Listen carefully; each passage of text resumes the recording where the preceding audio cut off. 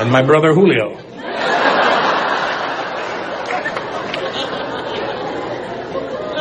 If I had an Indian name, I'd wear it proudly. You know what I mean? I don't have one. If I had it, I would rock it very proudly. What's your name? Mr. India over there.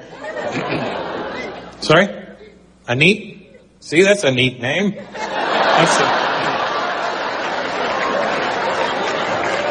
Aneet. Aneet. Patel. Nice. Jose, that's the equivalent right there. That's, Aneet Patel. That's my brother, Messi Patel. That's my big brother, a slob.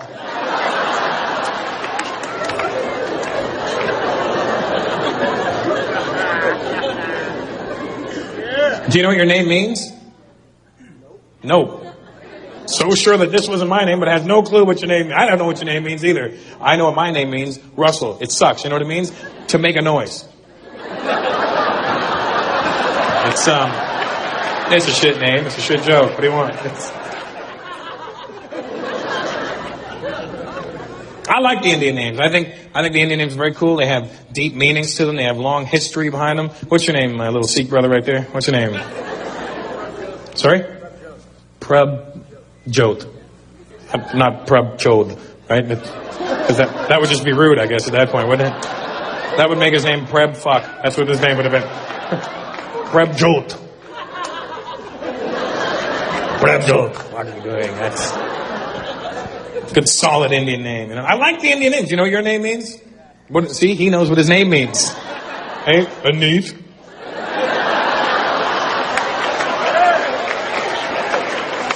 What does it mean, Preb? God's essence. God damn. What's your sister's name? Herbal Essence? What's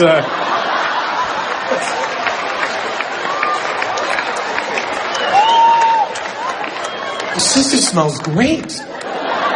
That's just herbal. Herbal jolt.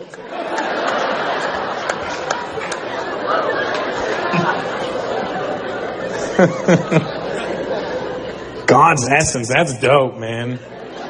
I like the Indian names. I think a lot of Indian names are really cool, but I think a lot of cultural names are cool. But if you're going to have a cultural name and you're going to move from another country to America, think about what that name means in English before you move here. You know what I mean? Think about how it's going to affect your life. Because some Indian names are really good. Some Indian names are really cool. And they mean a lot, but they're really good in India. When they come here with those names, it just doesn't cross over very well. I met an Indian dude, and you know this is a real name because he was one of your people. I met an Indian guy, I swear to God, his real name was Suck Deep. Suck Deep. Could you imagine living your life with a name like Suck Deep? Somebody's looking for you one day. Hey, yo, man. You suck deep?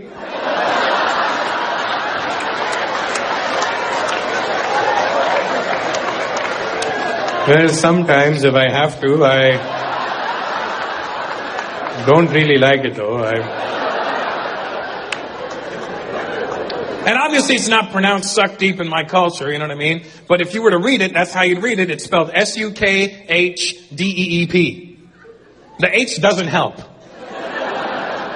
Because now it sounds even worse. Suck deep. Come here, suck deep. And I used to think Suck Deep was like the funniest Indian name I'd ever heard. And then a few months ago I was in D.C. and I met this Indian dude, and I shit you not, the guy's real name was Hardik. H-A-R-D-I-K. Hardik. Who the hell names the kid Hardik? Hey, come on, Hardik, pull up your pants. Stop that. That's not nice.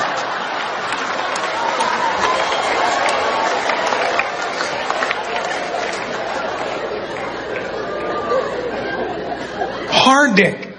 How could you not get into a career of porn with a name like Hardik? What if Hardik and Suck Deep became best friends?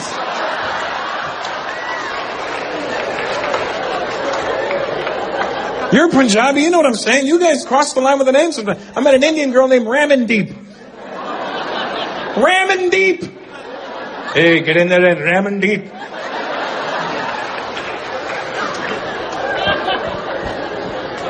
Sure, it's not pronounced like that, but it sounds funnier when you say Ramandeep. Just think, and I don't know why the Indian people can't wrap their head around my name. I don't know why it's that difficult. It's very simple. Just go read a history book and it'll all make sense to you. And Indian people always do the worst about it, the worst. White people, they hear Russell Peters, oh, okay, that's fine. They don't have a problem with it. They don't get it. They don't say, oh, okay. Maybe he's just a dark white guy. I don't know what he is. It's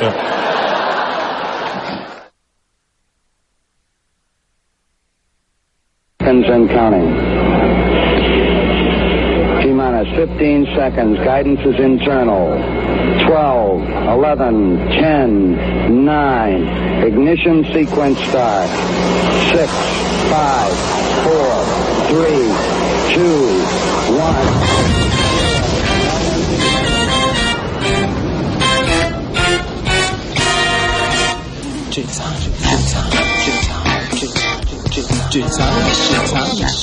I wish the stock market or betting is as easy as what I'm going to tell you. I only have one. I have two absolutely hands down Oscar winners in 2017. Two of them. Impossible for either one of them. I think it's impossible that both are not nominated. If we never see them, I will tell you what they are in a few minutes. You have any idea, Steve and Christina? Not one, but two in 2017. No one, except a handful of people, may have seen any of them. Right, because it's 2016. Mm-hmm. I'm not joking. We're not from the future. Only you are. I'm not kidding. I mean, all of this nonsense that they're doing. And by the way, could the academies have a weaker leader than the African-American woman that is their leader? That I defy anybody to find a speech she has given or have her call out anybody in the academy or the so-called old white farts that run the academy and all of the white actors that vote in the academy and all the fucking losers that haven't had a movie in 20 fucking years and they keep voting in the... I dare you to find something that sounds like a black person representing the interests of black people in Hollywood. Steve, you sent me 10 or 12 Hispanic people talking about, There's a list of 16, yeah. Yeah. And they were all, and Lopez is in there, and George Lopez, John Leguizamo, yeah. Yeah, and Leguizamo said, hey, and he wasn't kidding. He goes, it was either like being considered a murderer? I didn't want to play basically a drug dealer or, some sort of like thug or murderer my entire career, so he started doing his own things so that he could play. He said, that's not me, that's not my people, that's not what I know. So I wanted to represent what I knew growing up. Well, Oscar Isaac, who is the hot new actor, I don't know, I think he's Jewish. I don't really know what he is. He was included in there, and he was saying, there are people... He's Guatemalan. He is? Yeah. Wow. I'll tell you something. When I first started out, remember, I was down south. So, let's say in New Orleans, we had sports announcers, and I'm not kidding. We had a guy named Hap Glaudy, and we had a guy named Buddy Diliberto. Buddy Diliberto talk like they had a lisp. He talked like this big sports guy. He would drink. He would get drunk on the plane with the players, and people would talk about him, and he was in the newspaper, but he knew, Louisiana or New Orleans sports or whatever you want to call it. And then Hap Glaudy talked like this. He talked just like that. Yeah, well, I don't know. The day that the president was gunned down in Dallas, it was the most somber, horrible thing you can imagine. And they come on at 6 o'clock. The president had been, gunned down in the afternoon. And what's really weird is I was going to play a high school football game that night, and they didn't cancel it. I have no idea why they didn't, but we were getting ready to go, play high school football, and they didn't cancel it. And so they come on at 6 o'clock in the local news, and they go like this. This afternoon, President John F. Kennedy was assassinated. But first, let's go to Hap Glaudy, and let's see what happened out at the fairgrounds. And he did the racing. He did what horses won. I swear to God, it's a famous New Orleans story. They did the racing results before they went to the assassination. I mean, it was absolutely crazy. So I'm starting out, and you guys may think I'm being silly, but I just wanted to be in TV. And, there weren't a lot of actors down south or anything. There weren't even comedians. There was hardly anything. So I wanted to be a weatherman, or I wanted to, I would have been anything, a wrestling announcer. I would have done anything on TV.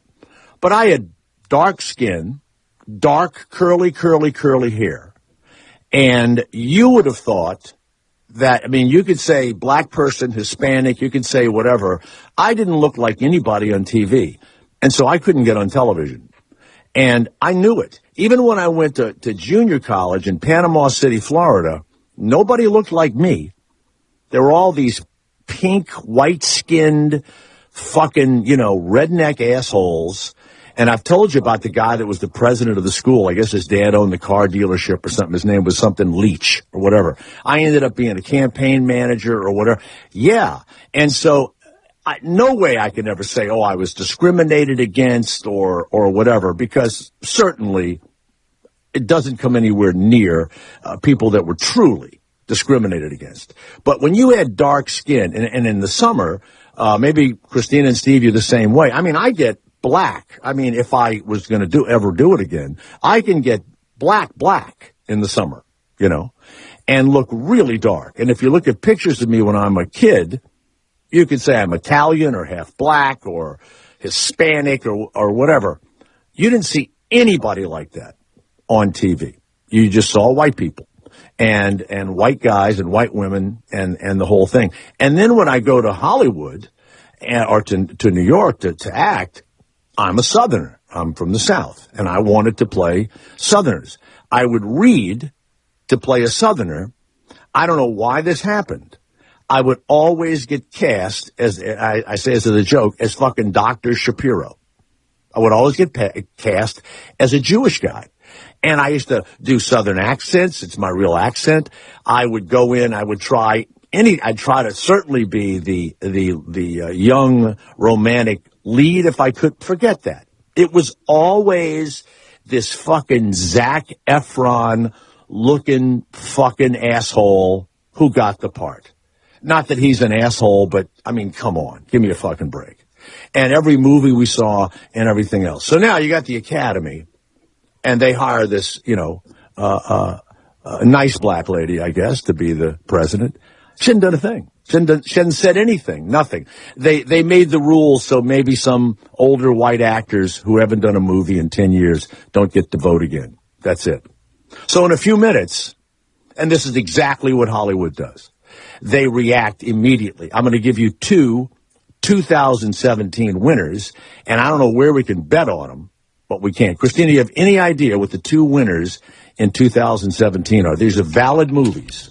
I really have no idea. Really? And if you watch TV or go on the internet or whatever, they're sitting right there. Really? You're looking. Yes. I probably won't be able to stay awake through either of them. Oh, yeah, you will. I don't know. I have a real problem. I don't know. Hold it. Both of them gut-wrenching. Gut-wrenching. Both of them gut-wrenching. Both of these films will tear you up. Okay? Okay. So, let's go to, is it Melly? I think so. Your name is Melly? I'm going to say with an M or an N, one or the other. Who is this, Melly or Nelly? Melly. Yeah, there it is. Hello, Melly. How are you? You know something, Christina? Excuse me a second. I don't really believe that your attitude, I don't know why you would say that about, you don't even know this person. No, I said there it is. What do you mean there it is? There it is. Do you like being called an it? I've Melly? called my... Still, she called me Smelly when she answered. Okay, I don't know who this is. You know what? We ought to just go, look, if you're a nut, here's the number, 844-J-Grades. Give us a call. If you're a fucking idiot, give us a fucking call. All right, all right, Melly, go ahead. What can we do for you? Well, two of my favorite TV shows are Nashville and The Affair. And Really? I saw the actors being interviewed, and to my surprise, Australian accents came out of their mouths, and I was Don't very start with upset. me. Don't fucking start with me. The new Lucifer guy is from fucking Scotland. I want to vomit. I didn't know this. I guess I knew it about The Affair, but in Nashville they have Australians. I don't get why they hire these fucking people. Well, I mean, are you kidding? Are you fucking kidding? No. It's unbelievable. What do they play? They play Southerners, these Australian assholes? Yes, they play country singers, and the blonde girl had an Australian accent, and so did the guy. Same thing with the star of Chicago Fire. He plays a fireman. I had no idea, and then you see a little video on... Oh, the guy from House. He's Australian. Yeah, I had no idea, and I saw a little video of him promoting the show. I was like, what was that? I couldn't believe it. Before we go any further with Melly, who is half man, half woman, or whatever it is out there, here's the weirdest thing. They have a casting call, and so they send out, to all the agents, we're looking for a 25-year-old male, it'll say on it sometimes, white, or it'll say, any race or whatever. It'll say different things. We're looking for a quirky woman or whatever. So they send out all of these things. And then you get a call. They'll say, okay, Jay, they're looking for, and I made a joke about it, a sleazy, rat-eyed, what was it, an NCIS New Orleans, a rat-eyed, rodent-looking, accountant who's in prison. He's going to try and kill the head of the thing, right? Why in the world would you get on the phone as an agent and call a Scottish fucking actor and send him in there when you have hundreds of American actors who can do the job? And by the way, just as well, don't think that he or she went in there and they blew the fucking room away. Don't even, nobody can explain the attraction to people from Scotland or Ireland or Australia or whatever who have to fake American accents. And we are not allowed to go over there and work. We can do our job, and then we have to get the fuck out. So yes, Melly, go ahead. You were stunned by the interviews? I was very disappointed, especially in Nashville. Mm-hmm. Mm-hmm. And the second Have thing you ever put your penis on the top of a hot light bulb? No, on the radiator. Only on the radiator. And you know what? I want the entire management of this company to listen to this. Yes, these were the people that I used to pay to make my show what it was that you guys decided to fire. This is one of my many employees. Thank you very much, Melly. Thank you for giving us a call. All right, see you later. There you go. One of the many incredible voices and humorists that we had for a long time. So you guys have not been able to figure out what the two number one movies, the two Oscar nominated. I don't know if they'll win. Okay. First of all, the highest bought film out of in the history of I guess Sundance. Now, by the way, the original film was it was actually a movie against not against black people, but it really showed you more good things about the KKK and the whole thing. It was really a weird film, but it was a D.W. Griffith film called Birth of a Nation. So now this writer, director, actor, this guy Nate Parker has written the story of the, I guess it was the Nate Turner. It was a slave revolt back in the 19th century when he rounded up a bunch of slaves and he led a rebellion against slave owners, and they killed, 50, 60 white people in Virginia in the 1830s. And so you're allowed to use a title. You can't copyright a title, so he's allowed to use the title of Birth of a Nation, which was not a good film for black people. It was a silent film. But this one sold for $17 $1.5 million. It is the highest money paid ever for an independent film coming out of Sundance.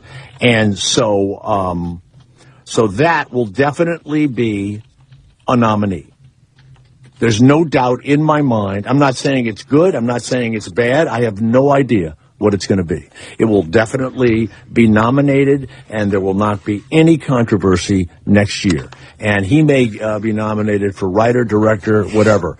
And I'm not putting him down or saying it's not the greatest movie ever, and I will maybe certainly agree with it and everything else, but there's no doubt that Hollywood doesn't ever want this spotlight on it again, and these old white guys will fix it very quickly.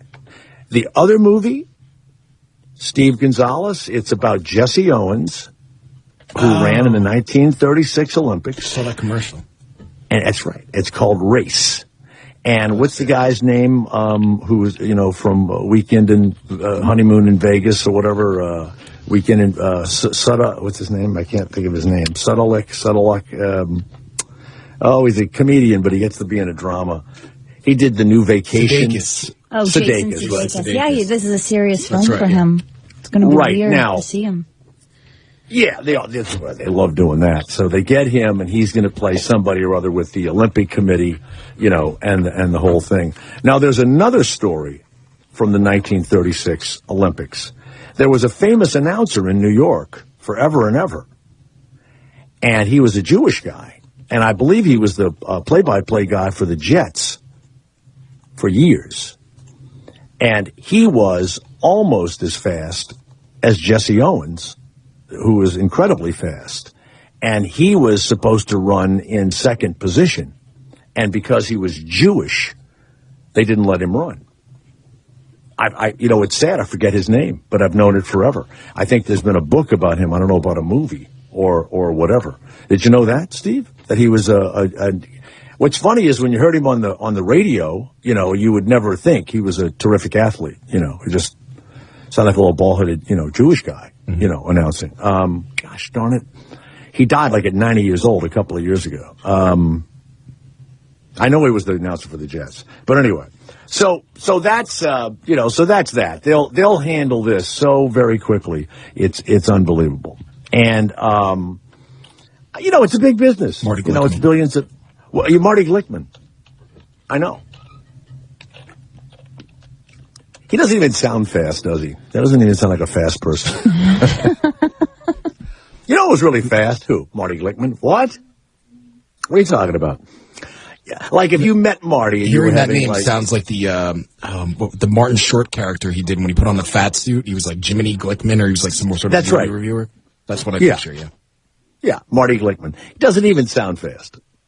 Sounds really slow. And if you ever saw him, he looks even slower. But, and I'm sure there was a book written and everything else, and there might have been like a movie of the week or whatever. Do we have Chris Christie? Did he tweet this, the governor of New Jersey that's trying to run for the presidency, $1 billion in damage and floods and everything else, and so he just goes home for like a minute or two and then flies back to Iowa where he doesn't have a chance. And I guess people complained, and he said something like, what do you want me to do, come down there with a mop? Mm-hmm. I mean, it was so bad and so stupid. Did he say that live, or did he tweet it? He said it live. He said it in I have it. You have it? It was like a little town hall thing. Yeah. I'd like to hear this. Yeah. Hi, do I stand up? I don't... Whatever you want. Whatever you want. Raise your hand. Whatever else you want, you can do.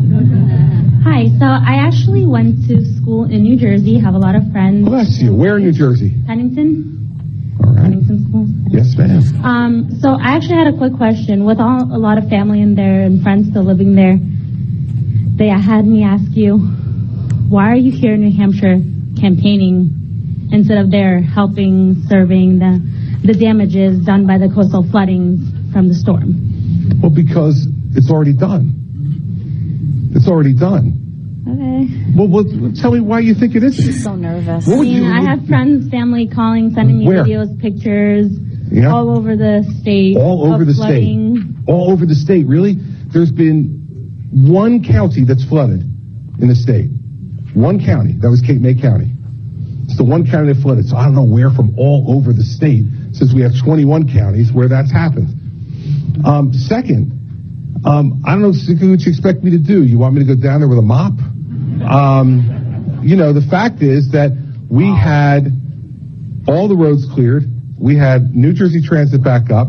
Okay, and for the people good. who did sustain some flow. So at the end, he offers to take down those people's phone numbers and call them personally to ask them what their problems are with the way that he's handling things. You know what's funny? This morning I'm at the gym and I finished working out and I kneeled down by a machine and I turned my phone on and I'm sending texts back and emails and whatever, and I'm just sitting there for a few minutes, and this really big kid comes up to me, big, huge guy, and I look over and I see like the manager of the workout place, and it looks like they'd been talking or whatever, and the kid comes over to me, and I thought he was going to say something, hey, I think I saw you on a show or something like that. He says to me, hi, my name is Eric. And I look up and I go, hi, Eric. And he's got like on, the outfit, the trainer outfit. And he says, I'd like to ask you, what are your goals? And I look up at him and I say, what are my goals? He goes, yes, here at the fitness center. I go, to try to fucking stay alive another few years. What are you talking about?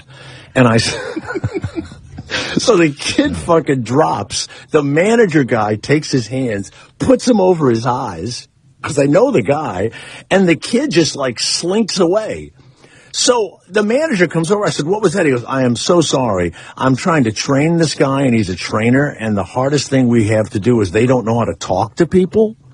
And I go, what do you mean? He goes, well, we don't know. They don't know how to talk to people. They're good at training and they have muscles and everything else. And they have a degree in, kinesiology or whatever the hell it is. And they're college graduates and all. And they don't know how to talk to anybody. So he said, I decided I saw you over there and let me apologize. I go, you know what? If the guy had told me the truth, if he'd have said to me, excuse me, my name is Eric, and I'm training or trying to become a trainer here. And one of the things is they're trying to teach me how to communicate with people. Would you mind if I spoke to you for 5 minutes? That truth would have caused me either to continue to be an asshole or to say, sure, I'll talk to you. Christina should have just told the truth. It's a tough one. I set everything up I could set up. I worked with all of my people, the ones that really know how to do the hands-on work. And thank God in this world of, email and phones and everything else, I can keep in touch with everybody. But I hope that my absence, and I would never let my absence cause a problem for the people of New Jersey. And please tell your friends that. But I do think it's important that I think I have a message for America. You know what I mean? It's like, that's really the truth, right? You want me to go down there with a mop? Yeah. That sounds like you, Steve. Christina, did that not sound like Steve when we're having a meeting? Yeah. I go, well, can't we get it on the air today? He goes, oh, what do you want me to do? Make a miracle? Want to make a miracle? You want me to make a miracle? They are from New Jersey, these two. Of course. And it's cute if somebody is saying something that deserves that answer. No, it's never cute out of his mouth. He is a bully, and he sounds like one, and that's it. That's all that comes to mind is bully. I do want to say that we have booked somebody. Is the guy on Monday still booked? Yes. Okay, but let me tell you something. He purportedly makes this video of himself challenging Chris Christie to a sumo wrestling match in his sumo outfit, big giant white guy. But he said he was doing it from Oregon, where they had taken over that refuge. Did you know that? No. Yeah. No, that's what he said he was. Mm-hmm. He said he was there. And he was part of the, whatever that is with Al Bundy and those people there. Well, yesterday, the local people in the area said to the governor, we want these people out of here. And the governor and the state senate and everybody said, and we don't want the land because we can't afford it. And so they call up the government, and the United States government says, well, we don't want to fuck with these guys. It's a no-win situation. We don't want to fuck with them.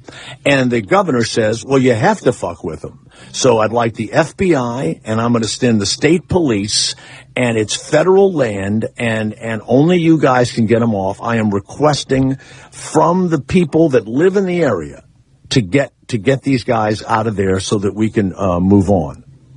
So the guys are going to go speak at some sort of a old folks home or some bullshit. I don't know what it was. So they're driving, and the FBI and the state police stop them, and gunfire rings out. And one of them's dead, and the rest of them are in jail. Now, I wonder where this leaves the sumo wrestler. I have no idea. I don't know. I think he was part of that thing. So, I don't know. Were we having an echo or something, Steve? Was that a part of the problem here just now? What problem? Oh, no, I heard an echo. That's all. Was it just me? Yep. You didn't hear anything. Okay. Don't hear anything. In fact, now it's clear as can be. So Christina, I assumed he was videoing from right there at the wherever they were occupying it at the ranch or something. You know, the feds didn't want to fool with it. They figured the winter would come, they'd be cold, and they'd leave. You know, but the locals, even though they said, well, you know, yeah, it would be better maybe if we had the land, but it's too late now. We can't afford it. Can't afford to do it. Tom of New York. Yes, Tom, it's Jay Thomas. Go ahead. Yeah, hey, Jay, there's a great documentary on Marty Glickman on HBO. It came out a couple years ago, and this guy, if there was a pro football, he was an amazing, amazing running back. Just incredible. He went to Syracuse University. And why didn't he play pro football, I wonder? There was pro football back in the 30s? Well, it was because of the times and stuff, and he was doing the Olympic thing with the track stuff. Yeah. You know, so yeah. Wait a minute. Was he as fast, or was he close to as fast as Jesse Owens, who at that time was the fastest human, you know, in the world, which is anybody that won the 100-yard dash, they used to call it, now the 100 meters, was called the fastest human in the world. Well, was Marty Glickman that fast? Yeah, he was that close. The whole thing was on the relay team where they screwed him. And so he was the top 4 fastest men in the country in 1936. In addition, his old nickname was the fastest kid on the block. Wow. It was kind of cute. Kind of cute. Yeah, better than the fastest Jew on the block, don't you think? Yeah, you know what? I would take it. Hey, Jay, love your show. Yeah. I'm going to cut you loose, man. Have a great one. Bye. All right, bye. Well, what many of you don't realize, if you go back, and you may know this, Steve, as a baseball guy, I don't know. You know, there were so many Jewish and Italian players, you know, back then. It was pretty amazing. And I don't know why that stopped, but it seemed to be like Mickey Mantle was kind of an Oklahoma redneck, right? But, you know, Joe DiMaggio and all. Do we have any Jewish baseball players now? Is there anybody Jewish playing baseball? Right now, is Brian Brahm still playing? Brian Brahm. Any Italians? Any Italians playing? I don't know. Lou Canessiario? I was going to say Cervelli, but he's actually Venezuelan. There you go, of course. There you go. So, that's the end of that.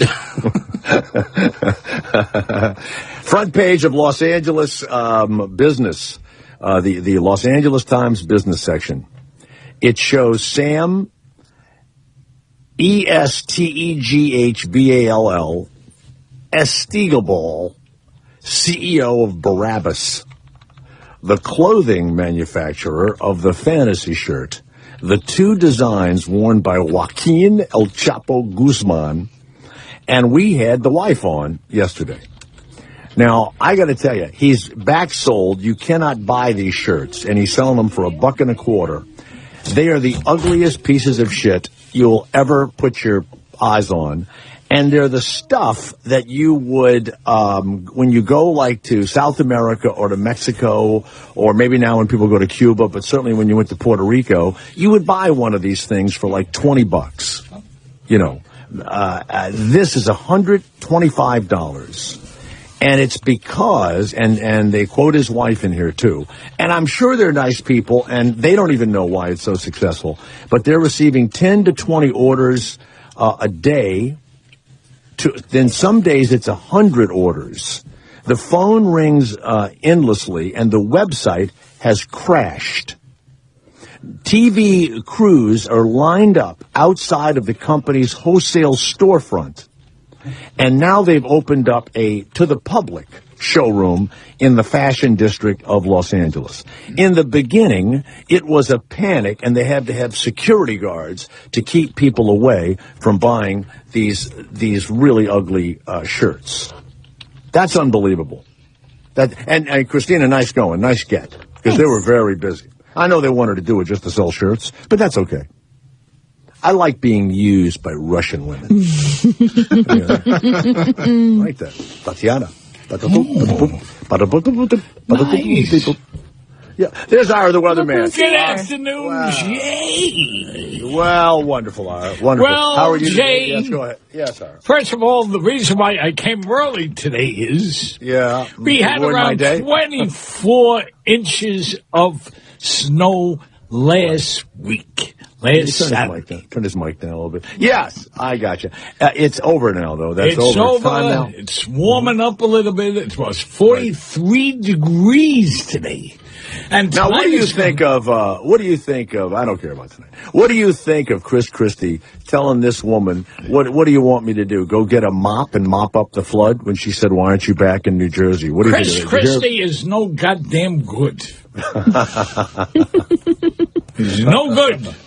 And Bill de Blasio, what do you think? He's any bargain? They should have cleaned up. They should have cleaned the snow out in Queens. They don't do crap. Want me to go down there with a mop? There you go. Now, here's a big story. Bloomberg says that if Sanders and Trump get the nomination, they won't win. They won't win one. Well, wait a minute now. It's going to be Bloomberg. Wait a second. He says that if they get the nomination, that puts the country into so much trouble that he will run for president. And you're listening to a guy that would vote for him. He would run for president. Do you like him? No, I don't like him. I like Bloomberg instead. No, Bloomberg. I'm telling you. Do you like Bloomberg? Yes, I do. Now, he's a Republican, you know. Let him be Republican. Let him be. You like him. Yes. Now, what about that, Christina? Would you vote for Bloomberg? No, never. No, never. Steve, would you vote for Bloomberg? Nope. Really? You didn't like the city when he was I don't like him. it? No, I don't like him. I don't like the way Too rich. Yeah, exactly. And he thinks that everybody should live under his thumb. He's like more of a dictator than he is of anything else. Well, I think 8 or 9 billion does that to you. Yeah, but not everybody can afford to live like him. So you want to take away all this stuff, but then you're going to leave people in the dust, you know? Right. By the way, did you know that there's a GoFundMe page right now that's offering mops for Chris Christie? Oh, that's great. And, you know, I mean, he really doesn't have a chance at all of anything. Maybe he's trying to be vice president. You have to realize this. A lot of these guys want to be vice president. They're a heartbeat away from the presidency, and it would give them, you know, a chance to run 4 to 8 years later or whatever might happen. So that's a big deal, too. And, of course, you know, maybe the vice president does stuff. That's got to be a total blowjob, though, the vice presidency. Mm-hmm. You get your own house. The president really never talks to you that much. You know what I'm saying? They give you some bullshit thing. You have to go to funerals. You have to go to quite a lot of funerals. I would live every day in fear, though, what if this guy dies? Shit, what if this guy dies? You're like me in the outfield when I played baseball. I don't want that ball coming out. Steve, I don't want that ball coming here. And when I get to the plate, first thing I think, don't throw a curve. Please don't throw a curve. Because I always duck. It's tough to be a president. Yes, it is. No, why, Jay? Because there's snipers out there and other things out there. It's no good. No good. You see what happened to Kennedy. Yes, that was bad. That was really bad. That was very, very bad. That was not good at all. This just came out, which I hadn't heard before. There are two things happening. One group is saying if it wasn't for Donald Trump, if Ted Cruz was winning, but there was no Donald Trump, everybody now would know because everybody's been saying, even the Republicans, what a bad guy he is. So it's kind of covered some of those stories up. George W. Bush, says that Cruz came to talk to him about backing him. even though his brother was going to run for president. And so he gets an audience with George W. Bush, who people say is, kind of a, regular guy or whatever. And so George Bush says he was being nice to him. And he talks to him and listens to him and everything else. And then when the conversation is over, not only is his brother running for president, so he would never back him, but after he left, George W. Bush says, I just don't like that guy. People meet him and they just don't like him. And you know that video, his roommate, Christina, his roommate is a guy named Mazin, M-A-Z-I-N. He's a screenwriter in Hollywood. And he was Ted Cruz's roommate out of pity. Craig Mazin? No one will. It might have been Craig Mazin. Yes. You know him? You know Craig Mazin? No, they were I roommates don't know him. at Princeton. And he said he was his roommate out of pity, and he would take him to parties and stuff because he was widely loathed. That's his superpower. But he's a nasty guy. Nobody likes him. Nobody in Congress likes him. Nobody likes him anywhere once they get to know him. Wow. Now, I got to tell you, I hate to say this because this is truly unfair, but I will. The wife already has had some sort of weird episode sitting by the traffic. You know what I mean? Mm-hmm. And was she considering jumping into the traffic in Houston or whatever? I have no idea. And you don't want to make fun of somebody that's having problems.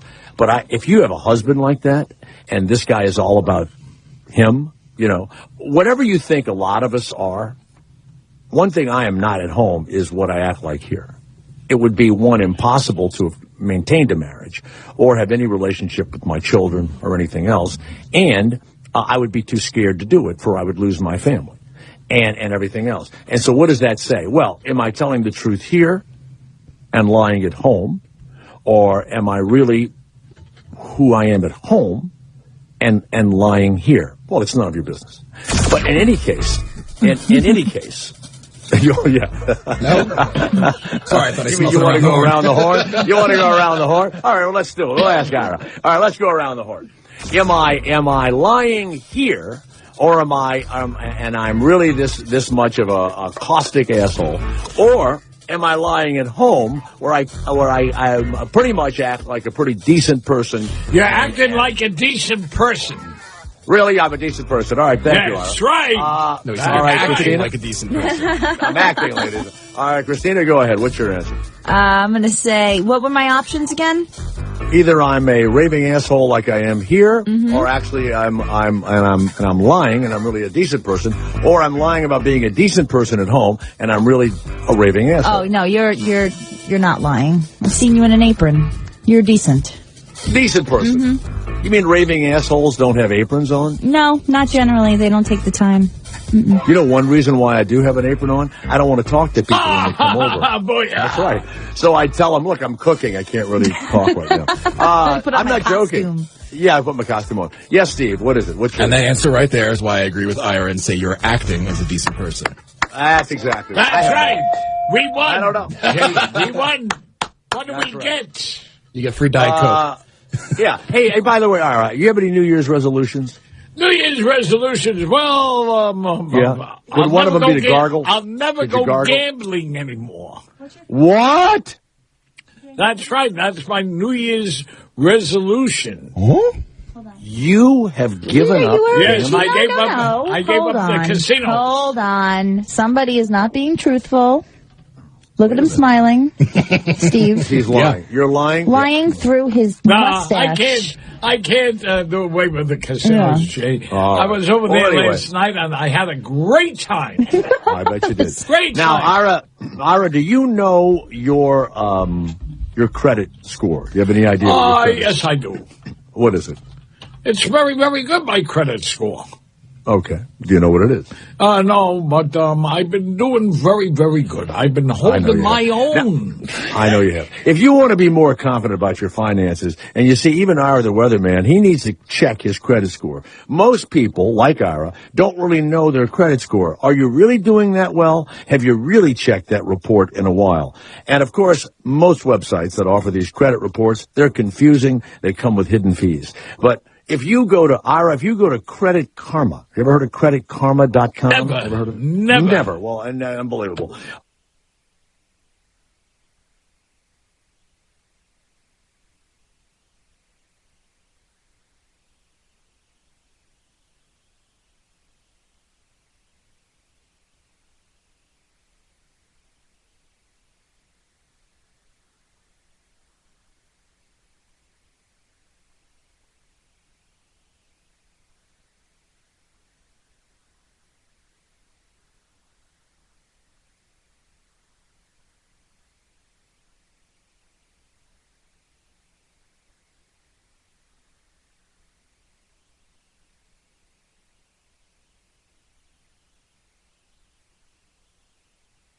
Sirius XM Comedy Greats.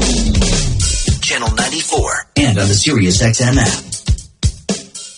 Sirius XM Politics presents exclusive live coverage from the Iowa caucus. The first official event to find out who will continue to run for the White House and who might not. From Sirius XM Patriot. This is Stephen K. Bannon with Breitbart News Daily. From Sirius XM Progress. This is Mark Thompson. This is Ari Ravenhoff. And from Sirius XM's POTUS. I'm Jimmy Mason. I'm Tim Farley. Live, exclusive coverage, all day Monday. The Iowa caucus on Sirius XM Politics 124 to 127. Or stream through the new and improved Sirius XM app. We live in the greatest country in the world, and this is the greatest time in history, and we're Americans with a capital A. We have the greatest currency in the world, and we have the greatest markets in the world. And if anybody tries to tell you different, they're wrong. Hi, I'm Ty Young, president and founder of Ty J. Young, Inc., a nationwide wealth management firm. When our stock market goes up, and it usually does, it is smart to be in there, and our clients participate in those gains. And when the stock market goes down, it is smart to be protected against losses, and our clients are protected against losses. Ladies and gentlemen, you don't have to lose money. Call and get your investor's kit. It will include a DVD, and on that DVD, I will personally explain how it works. You decide if it's right for you. 888-559-7388 or neverlosemoney.com. Sound attractive for your 401k or your IRA? Get your investor's kit. There's no charge. 888-559-7388 or neverlosemoney.com. 888-559-7388 or neverlosemoney.com. I started drinking when I was 13, and alcohol eventually led to cocaine, ecstasy, and meth. The result was multiple brushes with the law, a fed-up family, and bleeding ulcers so bad that I couldn't eat or sleep. I was a bright kid with a lot of potential, but drug addiction had taken away everything that I valued. Finally, my loving grandmother had enough and gave me an ultimatum: go to rehab or get out. And thank God she did. My life is so much better now. I'm a recovery advocate for the I Recover helpline, and I get to help people who are sick like I was. Alcohol and drug abuse destroys families, but there is a solution. I've seen firsthand how well I Recover works, and if you call now, we will pay for your flight to the newest I Recover treatment center in Palm Springs, California. My name is Thomas, and you can speak with me at 877-415-6764. That's 877-415-6764. Call 877-415-6764 or visit irecoverhelpline.com. That's irecoverhelpline.com. Hey, what's up, you guys? This is Gabriel Iglesias. Oh my God, it's Fluffy. Yes, it is, you guys. And guess what? If you don't already know by now, every Wednesday at 7 p.m. on Sirius XM Channel 99 Raw Dog, I have my very own show called Stand Up Revolution Comedy Radio. What happens on this show? Well, as I'm talking to myself, basically what happens on the show is I get to introduce very funny people who happen to be friends of mine that I've worked with, and I get to introduce other comics that I'm a fan of, and just, in general, it's my show for 1 hour each week. You can check it out. It's right here on Sirius XM at 7 p.m. Eastern Time. Don't forget to tell your friends. Fluffy's on the radio. You're listening to Comedy Greats on Sirius XM.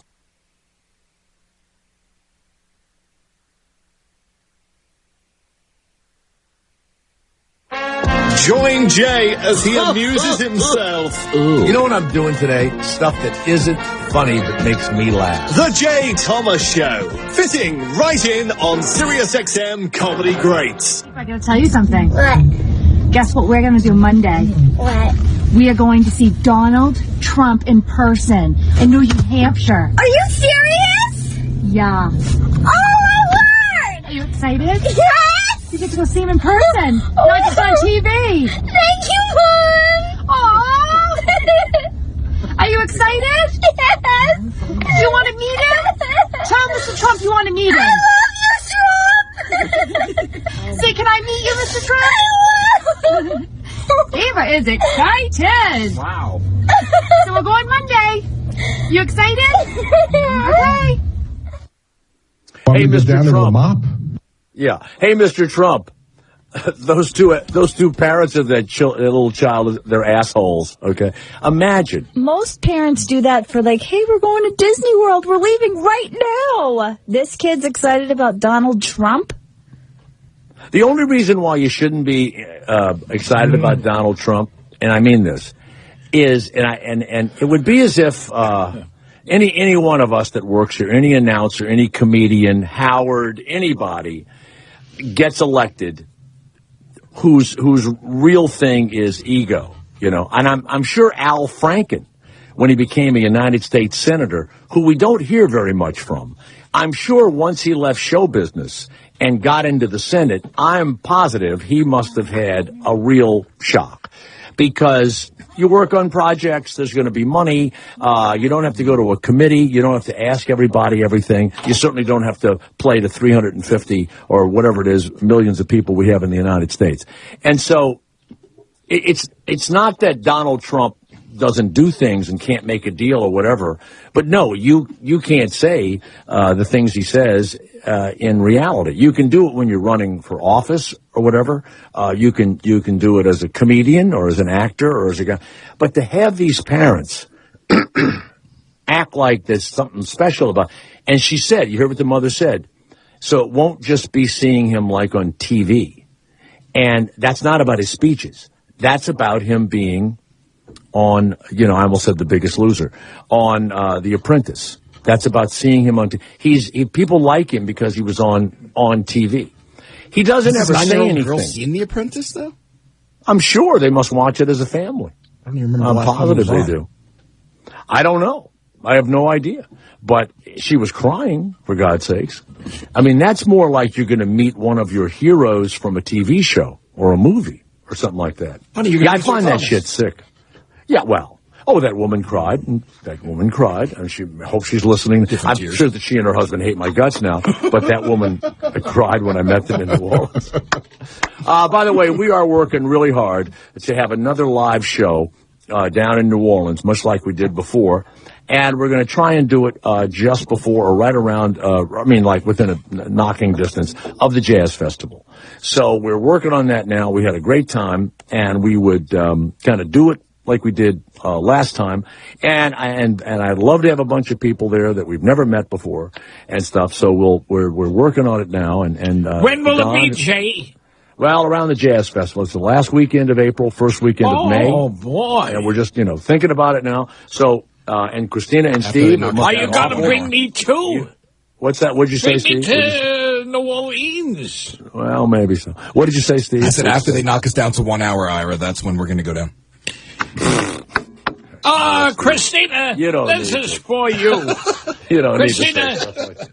You're an idiot. Christina, you went to Pennsylvania. You had 30 inches of snow in Pennsylvania. I know. Can you believe it? That's not counting That's like the me drift. saying, hey, Christina, you had a pizza over the weekend. Now, just remind you of the obvious. Yeah. Jay, Yeah. the trains were running slow because of snow. It made the subways worse. The train stopped. Can I tell you one thing, Jay? Ira, some people care about New York, but most people don't. You're speaking to Canada.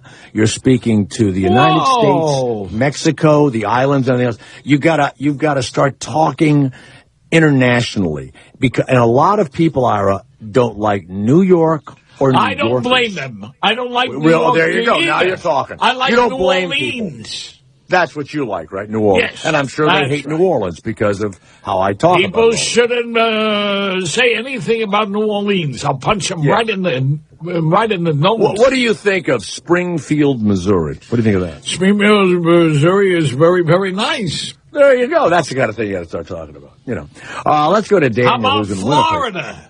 Very nice. Florida is very nice, too. Very nice. 75 degrees in Florida right now. That's a lot better, isn't it, than the shithole New York? That's yes. right. Daniel, go ahead. We're talking about if you're an asshole or not or whatever, lying here or there. I think you got two alter egos. Well, hold on a second. We can barely hear what you're talking about. What are you doing? The whole around the horn thing that you were just talking about prior to the break. I think you got an alter ego. You like being an asshole here because you enjoy it too much, but like you were saying, you can't really get away with that at home. So, like bipolar or something, possibly. You think I'm bipolar? You might be. I don't know, alter egos or something. What about you? Don't you? Wait a minute. Don't you act a certain? Wait a minute. Don't you act a certain way with your buddies, and then when you get home, you would never say any of that shit to your wife or kids, or to your mother or father? Yeah, well, you got a point there. All right, hold on. Okay, then who are you? Excuse me. Who are you? Are you that guy at home, or are you the guy with your pals? I'm the... You're an asshole. Really. Get rid of him. Get rid of him. Idiot. Oh, the guy was talking about the robocalls that people are getting in Iowa. They want to cancel telephones, and they've also got cell phone numbers and everything else. I made a huge mistake the other day. I was waiting for the movie to start, and I saw this cute little sports car. I've never owned a sports car in my life. I've never liked anything but 2 seats. I like 4 seats. I like a big trunk. I'm one of those. I go over, I look at it, and I do the guy a solid. I go into the dealership, and I fill out some form or whatever, and I say, look, man, I have no idea if I'm really interested. I'm just looking. Is it going to help you with your business? He goes, yeah, it's a new general manager. Can you please help me? My brother was a car dealer, and he would tell me all these things. You got to get them in the office, and they got all these little fucking tricks. And you almost feel sad for these people. You really do. It's like I've never been in a car dealership where you didn't feel badly for them. And then, of course, they're the ones that you get a deal on the car and they want to give you, I don't know what, spray underneath it or do some bullshit on top of it that's meaningless. And they sell you all that shit, which you don't need. And then they try and screw you on the, the loan and everything else. They will not stop sending me shit to my email or texting me to my telephone. And I texted her. I said, look, thank you. I'm really not in the market. The car is too small. But thanks a lot. I mean, every day I get, how would you like a 2016 Lexus IS? Are you nuts? I don't want any of it. None of it. And they'll send me anything. Well, maybe you want an SUV. I don't want any of it. So finally I sent him a note today. I go, you know what? You've ruined all the good feelings I had. What do you think of that one? You ruined all the good feelings I had. I'll never have good feelings again. Because they're bullshitting you that they like you and they bring you in and all that kind of stuff, By the way, pretty exciting. Aaron Jones will be here. He's the guy that won $5 million in fantasy football. And he bought a company called Lego Poker. So he's a big deal poker player, Steve? Big time? Yeah, he's a professional poker plair. He plays. You know of him before this? I don't follow that at all, but just from looking him up a little bit. Yeah. Cardplayer.com and all that. He won the $5 million in DraftKings fantasy football. So we'll talk to him in a couple of minutes. Ira the Weatherman is also in New York City, and I'm coming to you from sunny California. It's the Jay Thomas Show.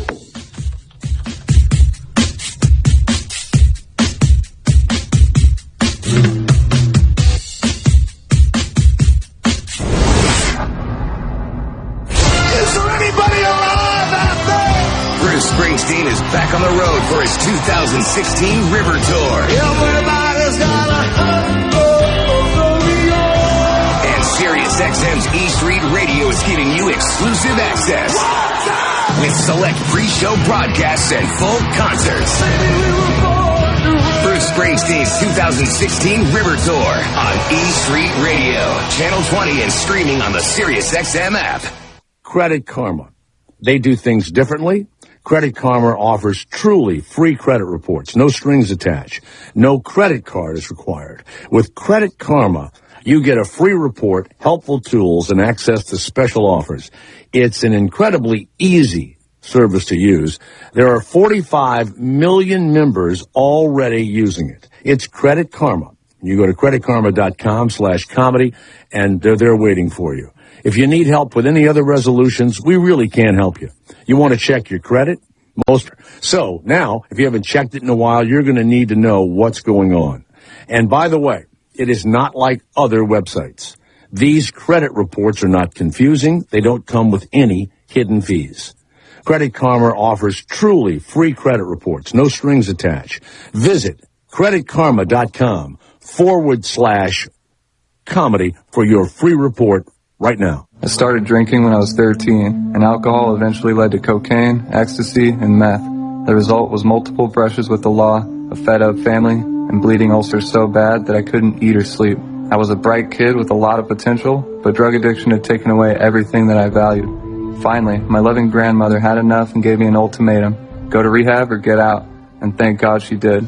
My life is so much better now. I'm a recovery advocate for the I Recover helpline, and I get to help people who are sick like I was.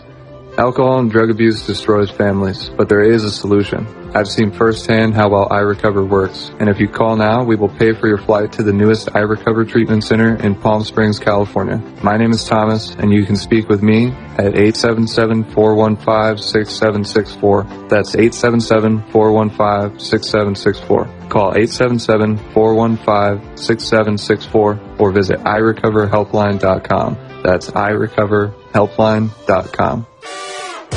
The Raw Report.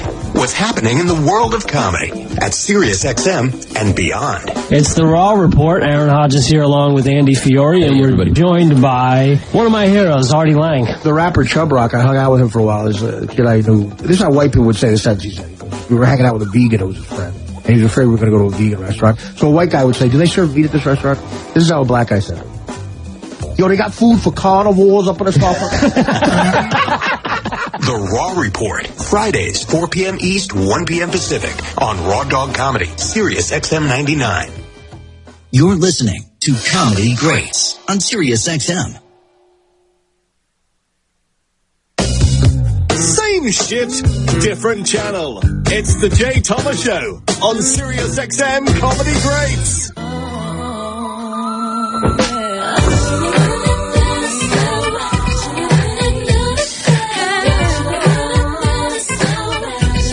Let's welcome Aaron Jones. Hi, Aaron. It's Jay Thomas. How are you? Hey, how's it going, Jay? Well, congratulations, first of all. You won the DraftKings fantasy football thing, and the check I saw was $5 million. Wow. Yeah, I was a little disappointed. They didn't have time to make it out to me. They just said FFWC World Champion. Now, before we go any further, I know that if you ever win big money in a casino, don't they make you pay the taxes because you're also a big poker player, don't they make you pay the taxes right there? No, you do have to fill out forms. I'm going to have to I've been filing as a self-employed professional gambler for probably 10 years now or something.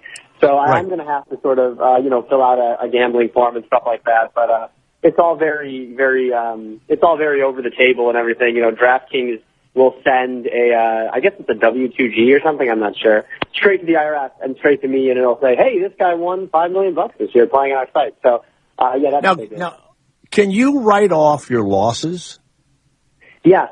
I have, that's actually a big reason why poker players have to be very careful not to have a losing year, because basically it's just every calendar year, if you win, $100,000 that year playing poker or playing GFF, you have to pay whatever that is, 28% or 30% or whatever in taxes. But if you lose $100,000 next year, then you can't write it off.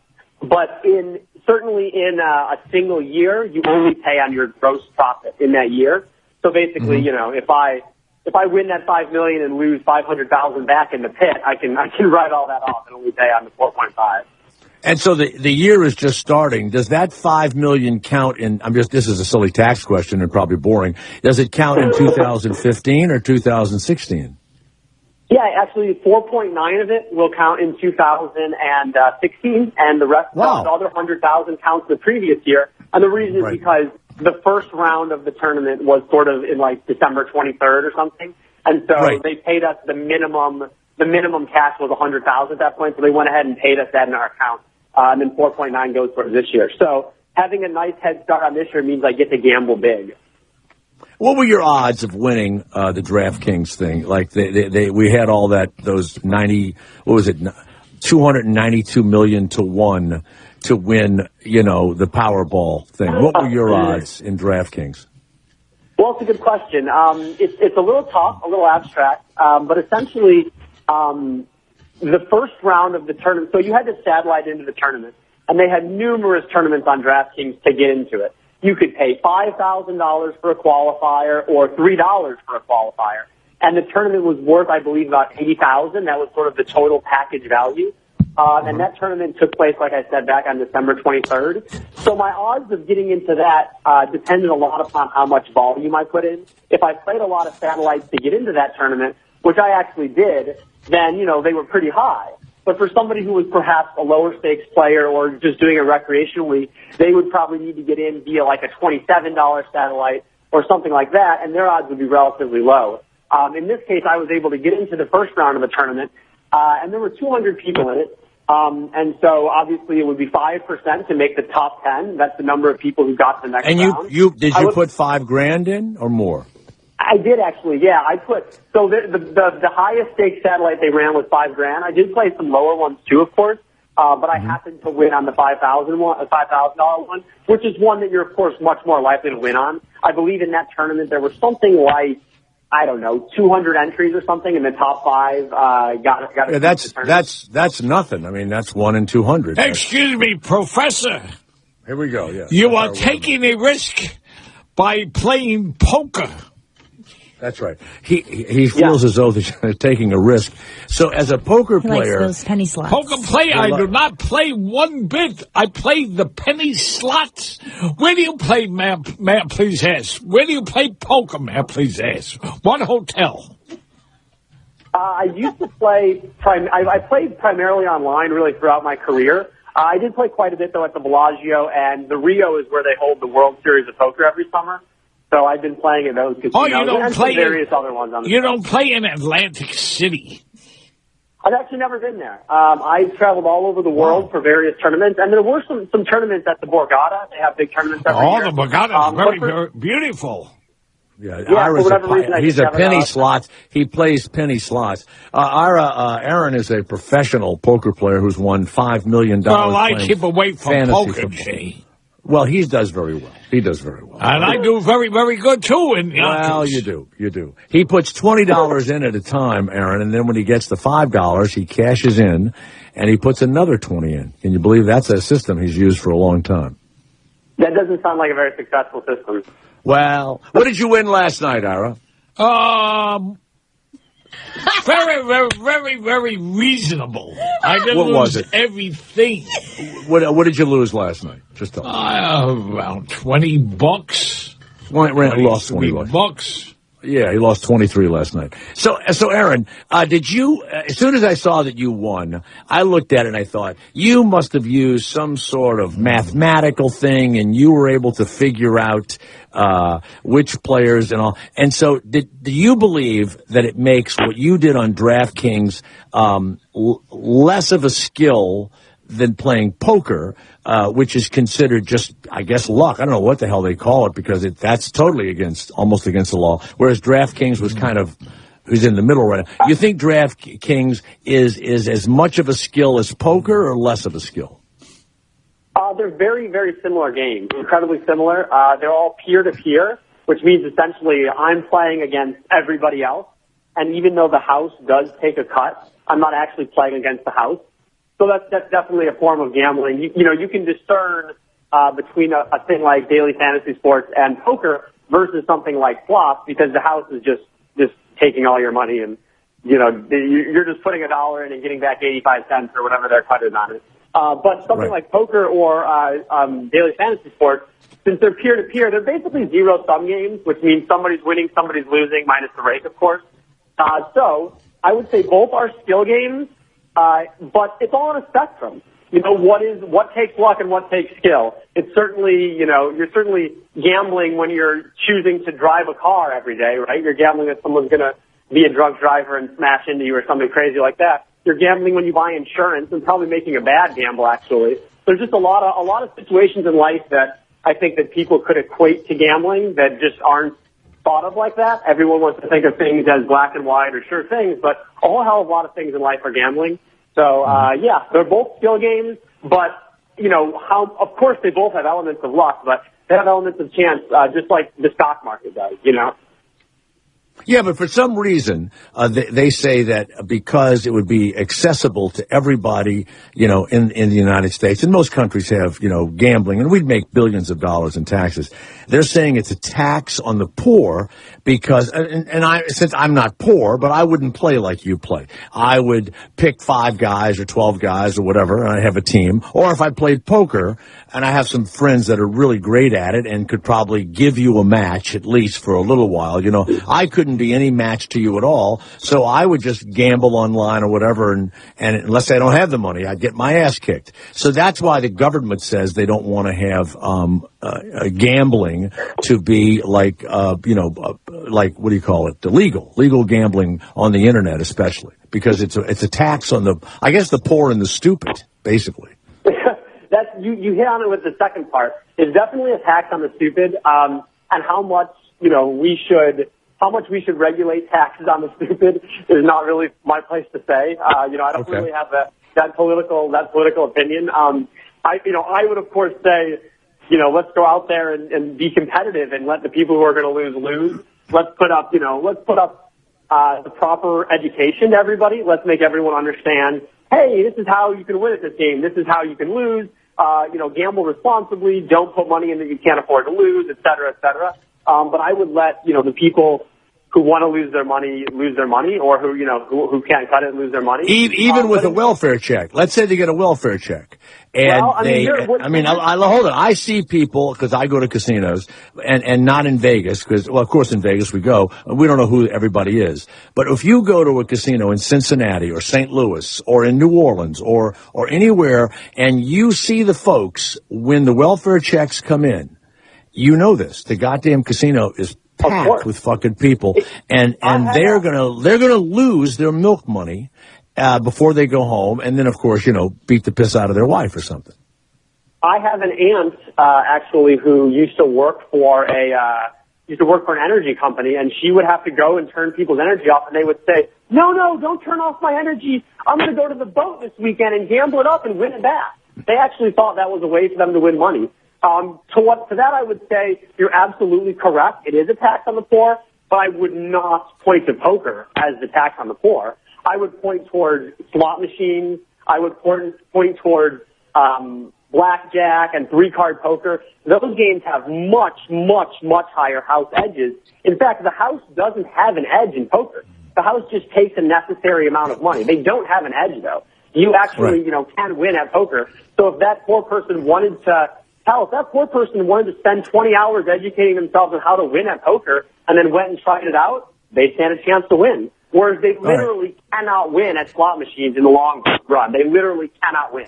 You will lose at slot machines always in the long run. It doesn't. You hear that, Ira? You will always lose at slot machines. This man's a professional gambler. Jay! What? Wait a second. Hold on a second, Aaron. This man, you waste his life in the goddamn casino. Go on. Did you hear what he just said? I heard what he said, but it isn't true, Jay, because some machines are good, some machines don't give out good. And I'll stick with penny slots. All right, there you go, Aaron. There you go. He says you don't know anything about the penny slots. Ira, I gotta say, Ira, you're making a good point for the tax on the stupid part.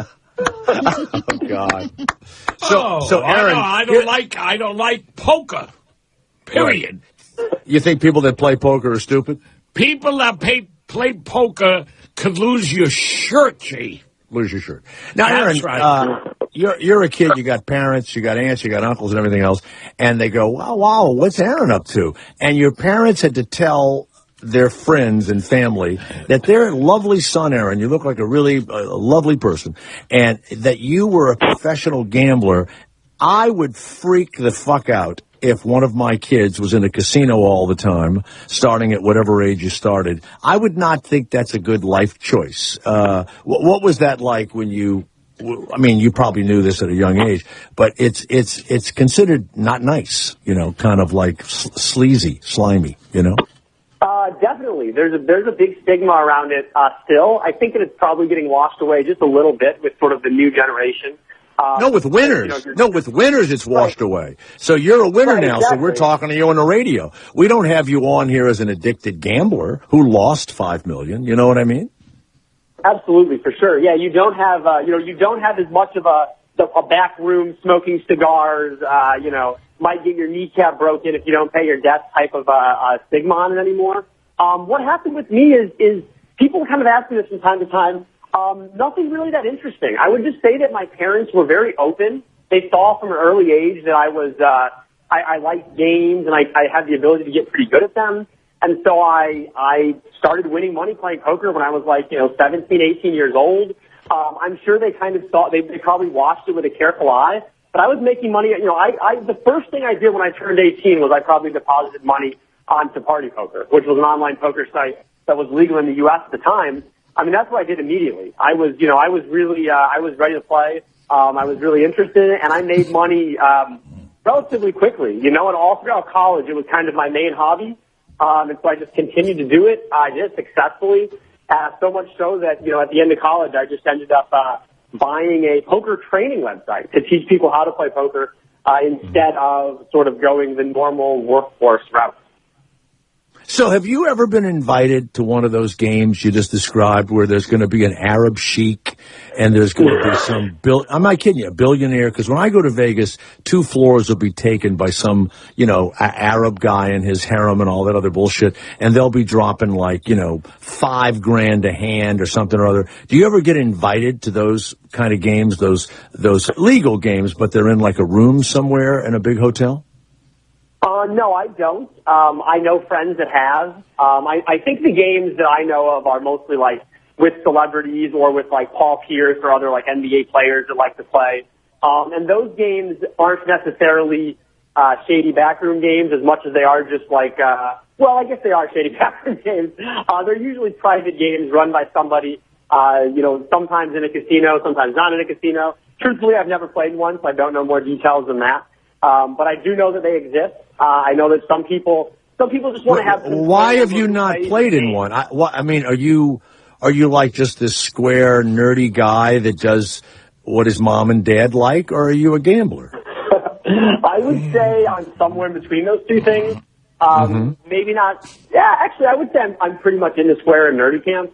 But I'm not one to take. As much as I have been a poker player and now a daily fantasy sports player, I'm not one to take huge risks that are outside of my control. And in this case, I believe that a game like that would be kind of scary. You don't want to have to worry about getting paid. You don't want to have to worry about getting kicked out. You don't want to have to Wait a minute. You're at the table with a big stack of chips. You're at a table with a big stack of chips. And there's all these guys with the cigars. And these gorgeous women are delivering food and drink and whatever, and they're massaging your neck and shit. You don't want to do that? Okay, that I do want to do. I don't know about, well, there you go. Where that is exactly. I'll tell you where that is. I can set those games up for you in a minute. Jay, if you can set those games up for me, first of all, I'm in, and second of all, okay. I wouldn't want to do them outside the confines of a casino. I would never suggest that there are these games that exist outside of the confines of the casino, but hypothetically, they hypothetically exist. Have you ever had a woman dressed as a pizza rub your neck? Christina, you're going to put on your pizza dress outfit, and you're going to be sashaying around my game with Aaron Jones, the world-famous poker player. First of all, if she's dressed as a pizza, her shape is either round or triangular, and neither. We don't need your input on her shape. That's not her. She's a lovely piece of pizza. She's a thin slice of pizza, not a big one. I'm a thin crust. She's a thin crust. Yeah, she's a, what? What's that? Say it again. What kind of pizza is she? Pepperoni, sausage? I mean, whatever your heart desires, whatever your favorite is. I could be that pizza for you, Aaron Jones. And I'm that guy in the movie that's the banker. You know those guys in the movie. You know. I prepare everything for you, Aaron. Well, the banker pretty much always wins. Yeah, you got it. So, Aaron, before we go, you won $5,000 on the DraftKings, thing, and you're whoa! You're underselling. I mean, $5 million. Thank you. Yeah, $5 million. And everybody that's listening, you're a smart guy and everything else, and you've played poker. What advice would you have for people that play fantasy football? I love football. I love to handicap it. So yeah, I look at everybody's stats and everything else. Is there anything other than that you can add to picking a fantasy team? Not too much. There are a lot of really good resources out there. I would say just carefully discern the information. Just work really hard. Be prepared to spend time on it. And there's nothing, as far as I know, there's nothing that's just given to you without hard work. And so I would spend a shit ton of time on it. I know I got my start in poker by just reading every single book I could get my hand on, and then reading poker forums, etc. I did the same thing for daily fantasy sports. I looked at a bunch of stats. I looked at different websites which have what I would call projections. They they tell you how they think the players will do. I look at the Vegas lines to guide me. I just use all the resources at hand, and I kind of try to figure stuff out for myself. So I would tell everybody else to just put work into it. You want to win at fantasy football, there are resources out there. You want to put time into it. And just like anything else, if you don't want to put time into it, that's okay. You don't have to gamble on it. You don't have to play fantasy football or poker or whatever, or slots, if you don't want to work really hard at it. Although I don't know if working hard at slots is going to get you anywhere. Have you ever been engaged to be married? No, not yet. Okay. Have you ever gone home with a girl to meet her parents, and then you told them what you did for a living, and it changed your relationship? Nope. I've never, Really? Like I said, it kind of, there's a lot less stigma around it. I think there's people that have kind of questions and look at it with a weird eye, but there's a lot less stigma around it when it's like, hey, this guy is doing well for himself. He drives a nice car. He isn't some crazy cigarette smoking, bags under his eyes degenerate. I think it's just a different stigma when it's people who did it primarily online. I mean, I've played in the World Series of Poker, and I've been out there every single year for the last 7 years or whatever. But I've primarily played online poker. It's a much, much different stigma. It's just a totally different generation, really. So I think because sort of the success almost preceded any perception of me, then I think that I was able to sort of get by that stigma. So what about the guys online? A guy like me goes online, and I'll play poker online, and I'm told, and let's say I start playing big money online, there'll be 4 or 5 other guys, and they're like a syndicate almost, and they know that I'm a fish, but they really play into the fact that they're just all trying to beat me. How do you avoid that online poker? Well, I would say that, especially at high stakes, you're not going to really be playing against, it's not like everybody is secretly ganging up to beat you. You will be playing against a lot of professionals. There's no way to avoid that. I got into poker early and made quite a bit of money on it, and it got much more difficult since then. So it's gotten, over the last 10 years or so, it's gotten much, much more difficult. A lot more professionals. People realize they can make a lot of money from their pajamas, right? So everybody, a bunch of guys between the ages of 18 and 25 that were relatively good at math thought, this is a great idea. I'm going to make a bunch of money playing online. Yeah, but if you, me, Ira, Steve, and Christina, we're all poker players, and we work together, and we'll put our names in whatever. I don't know how anonymous you are or whatever. And I don't know how many people play. You play 7 or 8 at a time. I don't know what's the most. It can be up to 9.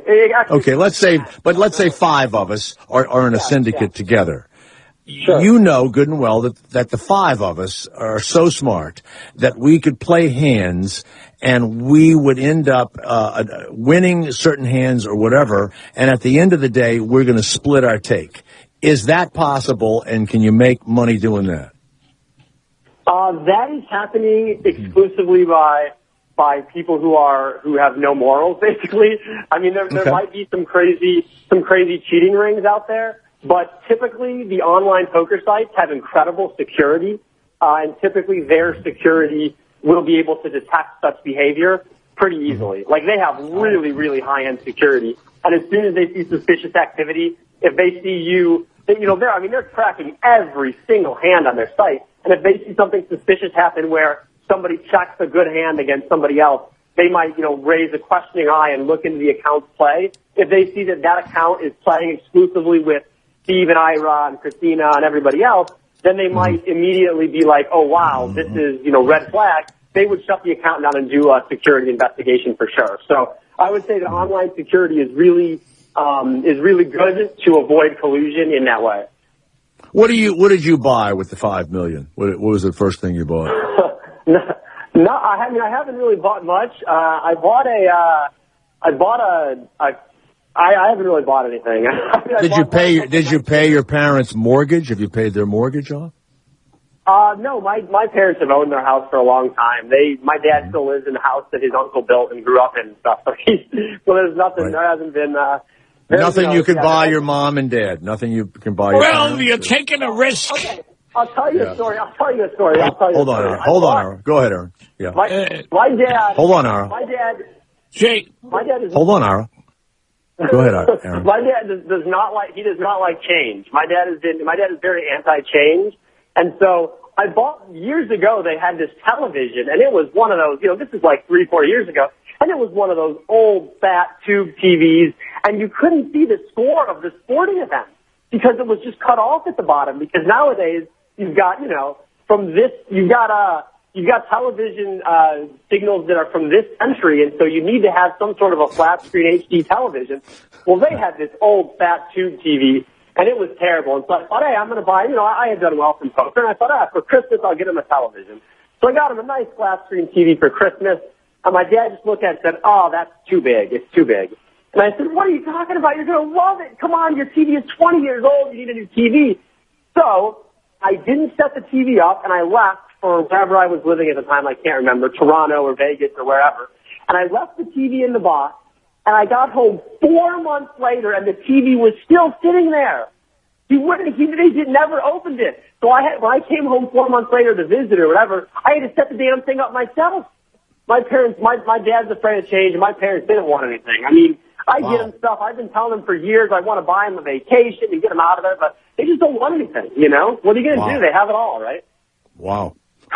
Well, thank you, Aaron Jones. I don't have it all. If you were my son, you'd have been paying my mortgage. I'd have had 3 TVs, 3 brand new televisions, and I'd have been telling you all I did for you when we were raising you and everything else. Aaron, congratulations. DraftKings $5 million winner. Yes. You can lose in poker.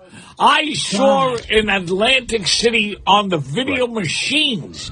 Right. Somebody that I know in Atlantic City, a cousin of mine lives outside of Atlantic City, Egg Harbor. And he was playing poker. You can lose in it. That's right. All right, Aaron. Video poker is not the same as real poker. It isn't? Video poker. It's not real poker. No, video poker is just slot, basically. It's just a different version of slot. Real poker is actual poker. It's different. Aaron, thank you very much. Aaron Jones. Yeah, go ahead. Ira, stick to the weather. All right, thanks. Thanks, guys. Wow. Aaron Jones, professional poker player and $5 million DraftKings winner. Steve, did you hear all that? I mean, it's a business. His parents are happy for him, and he's doing well.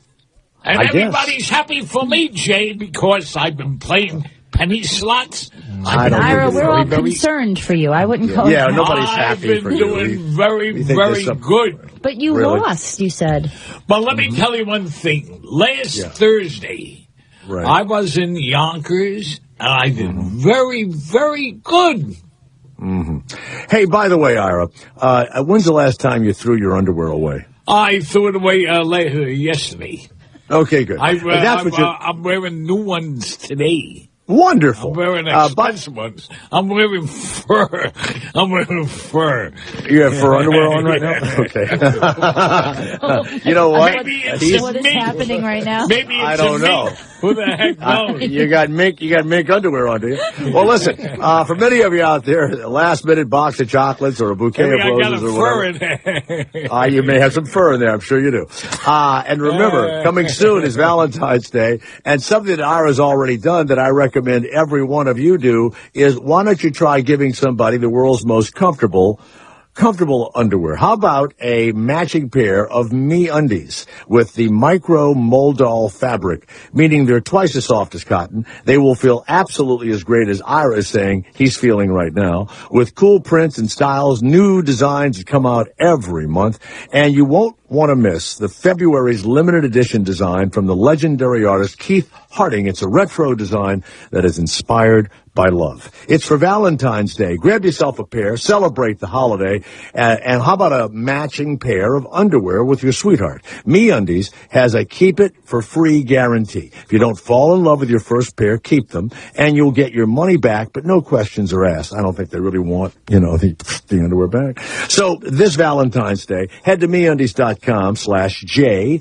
and you will get free shipping and 20% off your first order. Don't wait till the last minute, okay? Limited edition prints while you can get them and 20% off your first order. MeUndies.com/J.